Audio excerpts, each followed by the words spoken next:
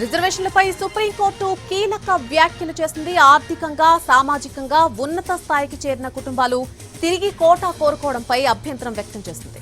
తల్లిదండ్రులు ఐఏఎస్ అధికారులైతే పిల్లలకు మళ్లీ రిజర్వేషన్ అవసరమా అని సుప్రీంకోర్టు ప్రశ్నించింది.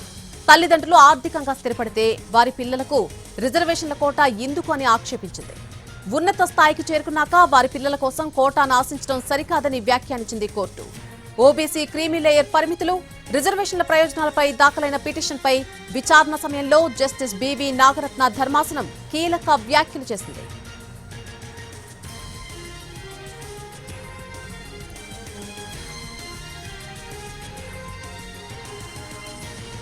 రిజర్వేషన్లపై సుప్రీంకోర్టు కీలక వ్యాఖ్యలు చేసింది. ఆర్థికంగా సామాజికంగా ఉన్నత స్థాయికి చేరినటువంటి కుటుంబాలు తిరిగి కోటా కోరుకోవడంపై అభ్యంతరం వ్యక్తం చేసింది కోర్టు. తల్లిదండ్రులు ఐఏఎస్ అధికారులైతే పిల్లలకు మళ్లీ రిజర్వేషన్ అవసరమా అని సుప్రీంకోర్టు ప్రశ్నించింది. ఈ కేసుకు సంబంధించి పూర్తి అప్డేట్స్ మా ప్రతినిధి రాజు అందిస్తారు. రాజు, నళిని, సుప్రీంకోర్టు ధర్మాసనం రిజర్వేషన్లకు సంబంధించినటువంటి అంశంలో సీరియస్ కామెంట్ చేసింది. ఈ రోజు ఓబీసీ క్రిమీ లేయర్ కి సంబంధించినటువంటి పరిమితులు, దానికి సంబంధించినటువంటి రిజర్వేషన్ల ప్రయోజనాలపై దాఖలైన పలు పిటిషన్లను సుప్రీంకోర్టు ధర్మాసనం జస్టిస్ బివి నాగరత్న ధర్మాసనం విచారణ జరిపింది. ఈ సందర్భంగా రిజర్వేషన్లకు సంబంధించినటువంటి అంశాలు, అంటే దీనికి ఉన్నటువంటి మోటివ్ ను పూర్తి స్థాయిలో ఎందుకు అమలు కావట్లేదు అనే విషయాన్ని సుప్రీంకోర్టు ధర్మాసనం ప్రశ్నించింది.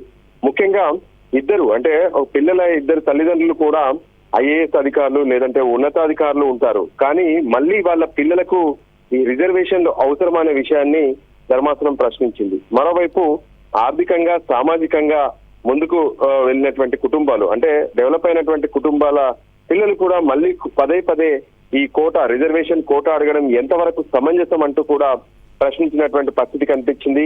అదే సమయంలో రిజర్వేషన్ల వల్ల సామాజిక పురోగతి, అంటే అప్పటికే చాలా మంది బెనిఫిట్ అయిన తర్వాత వాళ్ళు మళ్ళీ ఎందుకు అడుగుతున్నారు, ఇలా రిజర్వేషన్లు అడగడం వల్ల క్రిమీ లేయర్ అనేటువంటి భావనకు అర్థమే లేకుండా పోతుందనే విషయాన్ని కూడా సుప్రీంకోర్టు ధర్మాసనం ప్రశ్నించినటువంటి పరిస్థితి కనిపించింది.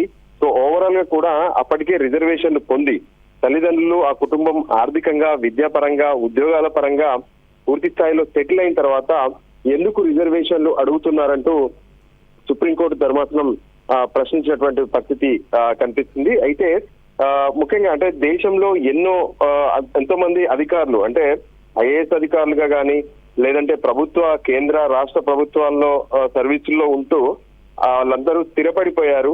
అయినప్పటికీ కూడా వాళ్ళ పిల్లలకు ఎందుకు రిజర్వేషన్ కోటా అవసరం అనే విషయాన్ని కూడా కోర్టు ప్రశ్నించినటువంటి పరిస్థితి కనిపించింది. సో తరతరాలుగా ఇలా కోటా వల్ల మనం బయటపడలేమా, ఇటువంటి రిజర్వేషన్లు వదులుకునేటటువంటి అవకాశాలు లేవా అనే విషయాన్ని కూడా ప్రశ్నించారు. చివరి వ్యక్తి వరకు ఈ ఫలాలన్నీ కూడా రిజర్వేషన్ ఫలాలు అందాలి. కానీ ఒకే కుటుంబంలో ఉన్నటువంటి వాళ్ళే పదే ఈ రిజర్వేషన్లను పొందడం వల్ల చివరి వాళ్ళకు మాత్రం అవకాశం దొరకట్లేదు, కొంతమందికి మాత్రమే పరిమితం అయ్యే పరిస్థితులు కనిపిస్తున్నాయి. సో అటువంటివేవి జరగకుండా క్రిమీ లేయర్ నిబంధనలను మరింత శాస్త్రీయంగా అమలు చేయాల్సినటువంటి అవసరం ఉందనే విషయాన్ని కూడా స్పష్టం చేశారు. అంతేకాదు గతంలో ఉన్నటువంటి ఇంద్రస్నాయి తీర్పు ఏదైతే ఉందో దాన్ని కూడా ప్రస్తావించినటువంటి పరిస్థితి కనిపించింది. సో ఓవరాల్ గా కూడా రిజర్వేషన్లకు సంబంధించినటువంటి విషయంలో సుప్రీంకోర్టు సీరియస్ కామెంట్ చేసింది. Nalini. Yes right Raju, thank you. ఆర్థికంగా సామాజికంగా ఉన్నత స్థాయికి చేరినటువంటి కుటుంబాలు తిరిగి కోటా కోరుకోవడంపై ఇక్కడ కోర్టు అభ్యంతరం వ్యక్తం చేస్తోంది. తల్లిదండ్రులు ఐఏఎస్ అధికారులైతే పిల్లలకు మళ్లీ రిజర్వేషన్ అవసరమా అని సుప్రీంకోర్టు ప్రశ్నించింది. తల్లిదండ్రులు ఆర్థికంగా స్థిరపడితే వారి పిల్లలకు రిజర్వేషన్ల కోటా ఎందుకు అని ఆక్షేపించింది. ఉన్నత స్థాయికి చేరుకున్నాక వారి పిల్లల కోసం కోటాను ఆశించడం సరికాదని వ్యాఖ్యానించింది కోర్టు. ఓబీసీ క్రీమీ లేయర్ పరిమితులు అలాగే రిజర్వేషన్ల ప్రయోజనాలపై దాఖలైన పిటిషన్పై